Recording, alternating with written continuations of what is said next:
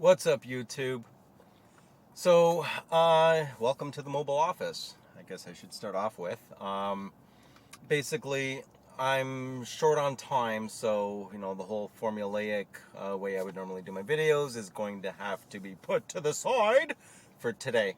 But I did want to get this video out. The question has come up, what are my go-to lenses? Very, very good question, because I have a number of them. But as I've stated in other videos previously, it depends on what I'm going to be shooting. Each lens serves a specific purpose, so that's what you need to figure out is what your purpose is, and then that will kind of point you towards which lens would best suit what your specific purpose actually would be. In other words, let's just get started. So, number one on the list, this is not like list of, number one doesn't mean it's the best lens, period. It's just the first one that I'm picking. So the DA18-135WR is my go-to general all-purpose. I have no idea what I'm going to be out shooting. I just want something that can cover a wide variety of shooting situations with the 18 millimeters wide to 135 telephoto. The image quality in the center, obviously at the edges, it will be a bit soft, but for what that lens can capture and the close focus capability, even all the way at 135, it is a very versatile lens. So that is my go-to lens for general. I have no idea. I'm just grab a lens, walk out the door, and just see what I find shooting. That's my lens. Number two is the lens I'm using right now, 1650 f2.8 PLM. Yes, the DA Star 1650 PLM. That lens, video-wise, it's fantastic. The 16 millimeters is great. It's a standard lens from wide angle to standard, so 16 to 50. Image quality is absolutely phenomenal. The way it controls ghosting and flare and all that stuff in silent, absolutely silent, very fast autofocus, provides continuous autofocus on the K70 and the K3 Mark III. It's just a phenomenal lens, and for low light capability, the image quality, the rendition of the colors, it's an absolutely phenomenal lens, and you do truly get what you pay for with this lens. It is expensive, but I can see why. Next up is the Hdda 55-300 PLM. Now, that lens I do use if I'm going to be going on an extended hike or extended outing. Because it is lightweight and the range from 55 to 300 does cover quite a wide variety of shooting. And it is now my turn for my car to come in to get an oil change, so I will be right back. Okay, so oil change is done. It's all good. Back on the road. So where was I? Oh yes, the HD 55-300 PLM.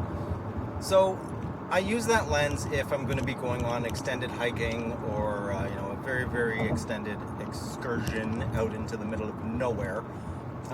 If I'm going to be shooting in an environment that will most likely have the opportunity for birding or other wildlife and things like that. So I want that extra focal range without killing my back by lugging a very heavy lens. The image quality is very good, dead center. At the very edges, yes, it is a little bit soft. However, dead center, it's phenomenal. The contrast is there, micro contrast, the color rendering. The autofocus obviously is very, very fast. So that is my go-to lens when I'm going to be specifically going out, not entirely sure of what I'm going to shoot, but in an environment that will afford more opportunity to get birds in flight and other various types of wildlife and things like that where you need the extra zoom. Moving on up, not moving on up, but moving on, the other lens that I do use, I've kind of changed the configuration a little bit here. For macro shooting, the DFA 100 f2.8 macro. Now, I used to have the 1.4 time teleconverter on the 150-450. I decided I would try that out actually on the DFA 100 macro, and the results have blown me away. The focus distance is super, super close.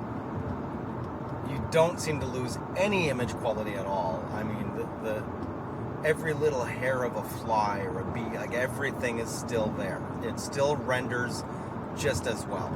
I know I've mentioned the purple fringing issue in previous videos with the DFA 100 macro. However, if you're shooting macro, you're going to be stopped down, so that's not actually an issue if you're specifically shooting it for macro. Unless you want to shoot macro wide open, but you'll have like a 1 millimeter thin focus area that's in focus, right? So, I mean, I guess it depends on the look that you're going for, but even with the HD 1.4 teleconverter on the 100 macro, everything's good. All good. If you have both, I suggest you try it. It will surprise you. So that is now permanently attached to my 100 macro, and that's what I use for when I'm specifically going to shoot macro. What else? So if I'm going to be out and about, and I'm going to be specifically going for wildlife, birding, things like that, I'm not going to be hiking all day, then I will use the 150-450. It is a heavy lens, however, the image quality is absolutely insane. I mean, even cropping in from tiny little objects, it retains every bit of detail. It's very, very mind-blowing, as some people may say. With that said, the convenience and ergonomics of that lens as well, with having the autofocus buttons around the collar of the lens is fantastic. The other thing is the switching from full autofocus to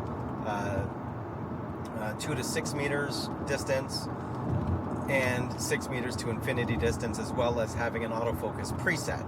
So say if there's a bird flying around or something flying around and it's constantly doing a regular pattern, and you don't want to lose that area, you're kind of using kind of like a trap focus sort of thing. So you keep an eye on the object, and as it's flying over, you can hit the preset button, it'll snap the focus back to where you preset it, and boom, you get the shot, just like that. Bam! And yeah, there's just a lot to that lens, and for wildlife, it seems to tick the right boxes, except for the fact that it does weigh a lot. It is easy to handle, but you can't beat physics, and it's just a heavy lens. That's all there is to it. But that is my go-to lens if I'm not going to be out for, say, 7 hours or something like that. So that pretty much sums it up. And the one thing you'll notice with every single lens I picked, each one of those lenses is for a specific thing. I really do not believe in a one-size-fits-all lens. I know there's 18-270s and 18-300s, but with that kind of range, you will be skimping on image quality at the end of the day. You may not notice it unless you have another lens that you can compare back to back. So there you have it. That's pretty much all I've got to say about that. So thank you for joining me on this mobile journey. Different environment, different style, And the audio that you're hearing is actually from the K3 Mark III microphone directly. I don't have another mic plugged in. And I'm shooting this on the K3 Mark III with the 1650 DA Star PLM f2.8. I said that completely backwards on purpose to see if you're paying attention. And if you have made it to the end of the video and you are not currently a subscriber, well, if you like the video, why don't you hit the like button and subscribe? I mean, like, really, why would you not subscribe? You made it all the way to the end. It doesn't cost you anything to just click a button, you know what I mean? And it always helps out any YouTuber that you're watching to just subscribe to them. You never know what they're gonna, you never know what things they're going to put up on YouTube that may really, really help you out, or something that'll resonate with you, and you're like, oh, wow, so don't be selfish. I'm just kidding, you're not selfish. I mean, if you were, you wouldn't be watching my video, right? Yeah, so anyway, if you like the video, leave a like. If you haven't already, please do subscribe, always helps out. If you have any questions or comments, leave them down below. And if you want to support the channel, that info is at the bottom of the description. I'm going to continue moseying down the road. I am not a singer. But yeah, that's it. I'm gonna go. You'll see me on my next video. I'm out.